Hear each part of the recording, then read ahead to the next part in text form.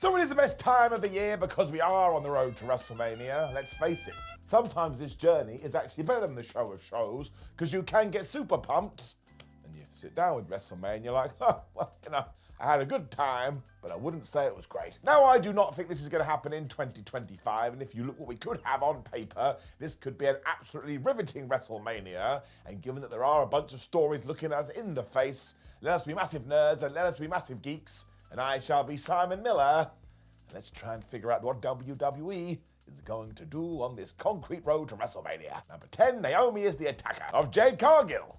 That's right. Now, first and foremost, Naomi and Bianca Belair are the worst investigators on the planet. Like, Naomi will have a free pass if it turns out she was responsible for attacking Jade. But as for Bianca, what are you doing, man? You're barely looking. I really do think Naomi should be the guilty party too because it's just so easy. Not only did Jade Cargill throw her out of the 2024 Royal Rumble, but doing this allowed Naomi to become a tag team champion. And if we look at it behind the curtain, Naomi has been a forever babyface. Let's turn her heel and see what she can do. I mean, we really don't know what the babyface run will be like because, again, we haven't seen it, and this opens loads of doors. You can do Bianca versus Naomi at WrestleMania, and of course, Jade Cargill can get involved too. Even if she just comes out halfway through the match, she'll get a big pop. Welcome to wrestling. So I would definitely do that for sure, and I assume WWE feels the same. I mean, if not, I don't know what I'm talking about. Number 9, Roman Reigns challenges Seth Rollins. Now, I think CM Punk is going to get involved in this too, but we shall get into that later, because I am talking about a very specific thing here, and it's basically the words that just came out of my mouth, in that order. Because given that it was Seth Rollins that took his foot and splattered Roman Reigns' brain across the floor at the Royal Rumble, when it is time for our tribal chief to return, it should be he that gets a microphone and be like, man, I can't believe you did that to me, you fool. I'm coming for your ass. Or words that make him sound more like Roman Reigns. And there would be nothing wrong if it was Rollins that put out this challenge, but I just think you want to reverse it, because it would make this a little bit different. Usually it is wrestlers going, Roman Reigns, I am going to beat you, but given their history and the sheer hate that Roman has for his former Shield brother, well, to tie into that story, he should be like, I'm now going to kill you on the biggest stage possible. You also have the benefit of 2025 being the first year in ages where Roman is a babyface, so he can step into these shoes. And just by that very nature, everything will feel a little bit fresh. It's also a mega match no matter how you spin it, and absolutely it could main event night 1 of WrestleMania. I know it would be weird because a championship isn't up for grabs, but you have seen how WWE looks at the head of the table. They're basically in love with him. And he's headlined like 10 WrestleManias. I think I may be exaggerating, but do I think that streak is going to end anytime soon? No. No, I don't. Number 8, Iyo Sky somehow has a championship match at WrestleMania. Now, this one is going to be very hard because, of course, as of me talking to you, Iyo Sky is not in the Elimination Chamber because Rhea Ripley walked out and got mad at Liv Morgan and Raquel Rodriguez. That caused a disqualification, and now Iyo likes to go up to Rhea and be like, well, you big ball of idiot, you ruined it for me. Now, clearly Rhea got very upset about this because then on the subsequent Raw, she said, I didn't mean to do this. And now they're having a championship match on the Raw after the Elimination Chamber. Listen, it does make sense, but at the same time, if I was in that damn chamber, I'd be like, why do I have to get thrown into steel where flippin' Iyo Sky is getting a free ride? Now, of course, it doesn't seem that way, but I've decided that somehow, I don't know how this is going to work, Liv Morgan is going to win the Elimination Chamber, then there's going to be shenanigans in that Rhea Ripley, Iyo Sky match due to everything we did just talk about, when WWE, probably Adam Pearce, has to be like, oh, hi, now you've gone and done it, Mr. Burns has won it, and you three are now going to compete at WrestleMania 41 for that title. And I know there's a bunch of rumors saying there's going to be Rhea Ripley versus Bianca Belair, which I do not mind at all, but I've already put Bianca in a match, so I can't be that guy. And now, yes, I totally get it. People are like, man, I just want the singles match, and I'd be one of you. But if you do Iyo versus Rhea, you are doing babyface versus babyface, and at WrestleMania, that's going to be tough. Liv Morgan is the ultimate heel, and also she had a brilliant 2024, so if you want to become a generic fan, there's 3 simple words: she deserves it. It also means coming out of WrestleMania, you can probably then go right into the Iyo Sky Rhea Ripley feud properly, and you do need to make sure you have some cards up your sleeve, otherwise there'd be no wrestling TV. And trust me, that's never going to happen. It will outlive us all. Number 7, John Cena wins the Elimination Chamber. Or it could be CM Punk. If I'd done this video a few days ago, I would have doubled down on John Cena. I don't know, man. Something is making me raise an eyebrow. I just think the more likely route is going to be Big Match John. I mean, his face is on the poster. And of course, this can lead us to John Cena versus Cody Rhodes at WrestleMania 41.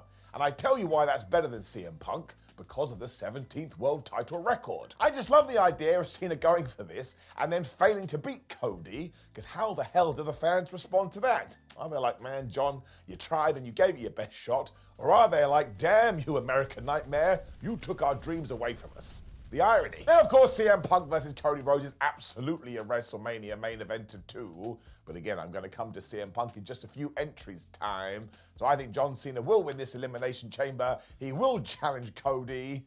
And then, my gosh, all our pants are going to fly off in anticipation. I also just think if WWE now does understand they're not going to have The Rock in Las Vegas, can you really find a better or bigger replacement than John Cena, especially when he's on his flubbing retirement tour? There's also a rumor out there that in December 2025, there will be a pay-per-view called Ruthless Aggression. And of course, on that night, do I believe John Cena will win his 70th World Championship? Yes, I do. And it will be his last match ever. If nothing else, that's just what I want to see, so now I am trying to manifest it into existence.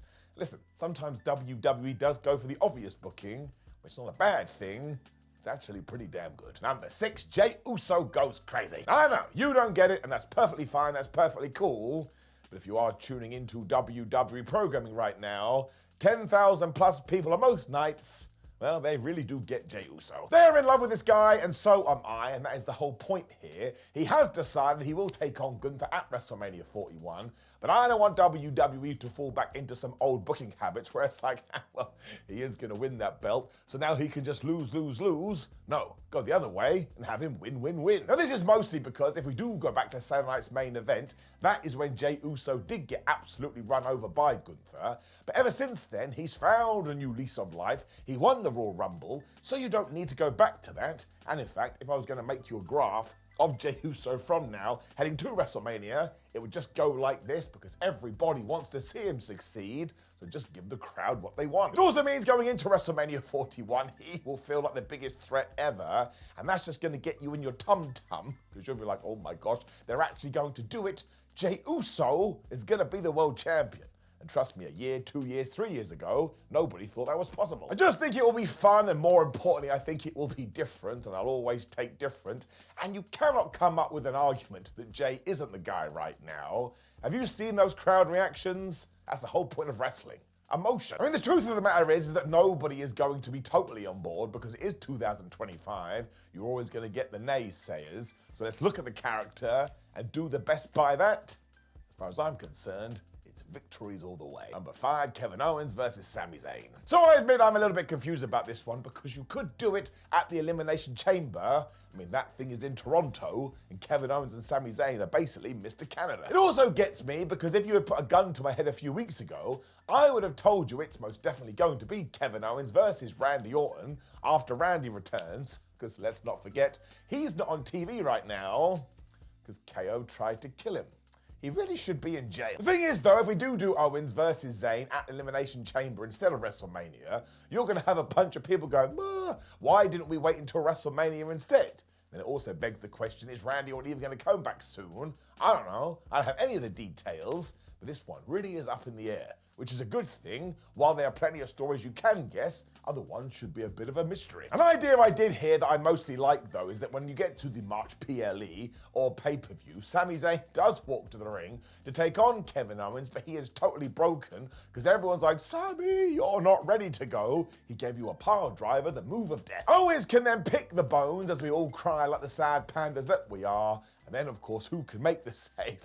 Probably to a rapturous return, because we are in Canada. It would, of course, be Randy Orton. I mean, in many ways, you can even argue that would lead to a three-way. Maybe Sami Zayn is properly insulted that Randy would do this. And again, WWE does like doing these triple threat matches. I mean, last year, it was quite literally Kevin Owens versus Randy Orton versus Logan Paul. There's also the small chance that you could do Cody Rhodes versus Sami Zayn at the Elimination Chamber, given what we did do at the Royal Rumble. But that seems miles away from what we have discussed recently. So I will say we're on the path to Kevin Owens versus Sami Zayn at WrestleMania. And maybe that's what WWE should do. But at the same time, bravo, management. You've got me. Before Randy Orton returns. I mean, we've jumped the gun there, but at some point on the road to WrestleMania, Randy Orton has to come back to WWE.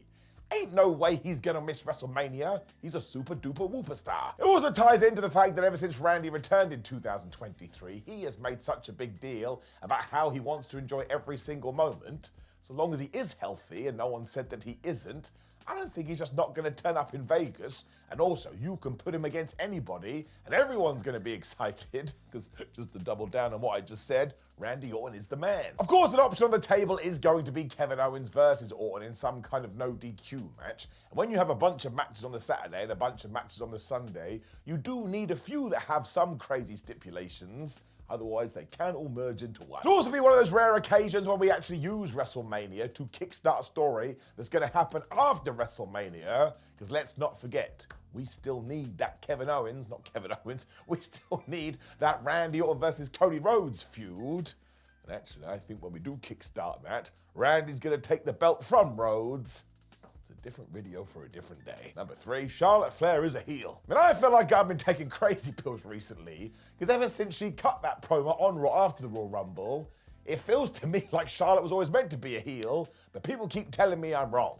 And it's not the first time, so I probably am. It is totally the right move, though, because she's just so damn good at it, and everything at the moment is pointing to her accepting Tiffany Stratton's challenge, and we doing that match at WrestleMania. I mean, Rhea Ripley keeps talking about her as well, but she's in knee-deep with Iyo Sky now. Can't see it. It's also a match that feels super duper fresh, and if Charlotte is a bad guy, she can just lean into it and tell everyone Tiffany Stratton is absolutely the babyface here, and that's good for Tiffy time, because honestly, she hasn't changed her character at all, and organically, she's just become a babyface anyway. Feuding with somebody like Flair is only going to help that, and this should become a 3-match program, and when you get to match number 3, it should be Tiffany Stratton standing tall, and by the end of that, she should feel like a top-level superstar. Otherwise, we ain't doing our job right. Charlotte Flair has even talked about this idea for her persona years ago on the Steve Austin podcast, where she would really be like, I am the greatest wrestler ever because of my family name, and go and listen to everything she's been saying ever since those return videos started to air. I can't believe that's not what we're doing. Just makes life far easier too, so I don't even think this is some kind of pivot. I don't think WWE threw her out there and said, oh, let's see what's going to happen. She was always meant to be the villain of the piece. Let's throw her into a feud with Tiffany Stratton. Number 2, Logan Paul and John Cena. Do something. Now, again, this is the road to WrestleMania, so I'm not talking about WrestleMania itself. But given that John Cena did throw Logan Paul out of the Royal Rumble, and for a while there he was like, oh, John Cena betrayed me, but it just feels like something is going to happen when we get to Toronto, Canada. Now, I'm sure that is where this moment will go down in the Elimination Chamber, mostly because WWE likes views. Logan Paul will get you views. John Cena is one of the biggest superstars on the planet. Now, some people have said it should be Logan that takes John out of the Elimination Chamber so they can have their match at WrestleMania. But I'm just going to tell you it in the simplest ways possible, how I see that. Please don't do it, because I do not want John Cena's last WrestleMania match to be against Logan Paul. Not saying I'm right, not saying I'm wrong, that's just how I feel. I also don't want Logan to be the person to get the heat for John Cena not being able to go after his 17th World Championship at WrestleMania, because again, I want to put that on Cody Rhodes. We've already talked about it. That is way more interesting, and at some point we do have to evolve all of our characters. I mean, how the hell does Rhodes balance that in his own brain? He's going to have to talk about it in promos. I also do think you have the looming presence of AJ Styles, although recently on WWE TV, we seem to have ventured away from this. But Logan did throw him out of the Royal Rumble. You'd think eventually he would want some kind of revenge. At the same time, AJ keeps bumping into Bron Breakker, so that could be our Intercontinental title match at WrestleMania 2. And I like all of those options, so do that instead. Number 1, CM Punk versus Seth Rollins versus Roman Reigns. Because why the flub not? I've seen some people going, oh, it's so sad. We're not doing The Rock versus Roman Reigns at WrestleMania 41. And of course it is, that's a mega money match.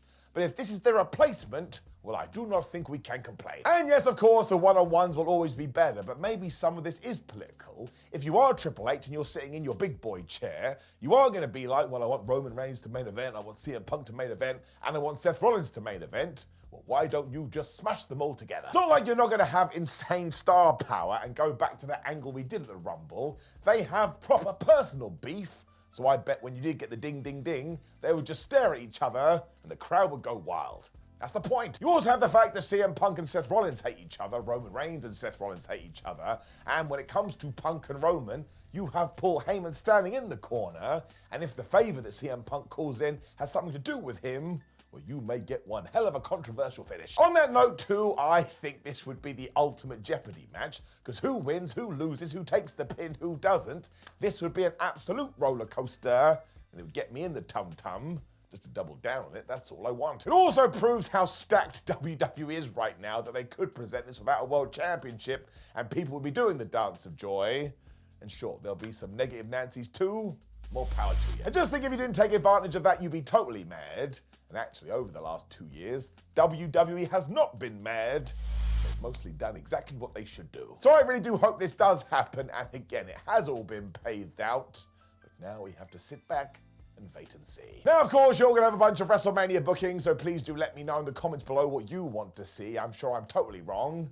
And click the video on the screen where I'm making some more crazy predictions. You can also like the video, share the video, and subscribe. But otherwise, my friends, keep enjoying wrestling because it is there to entertain. I'll see you soon.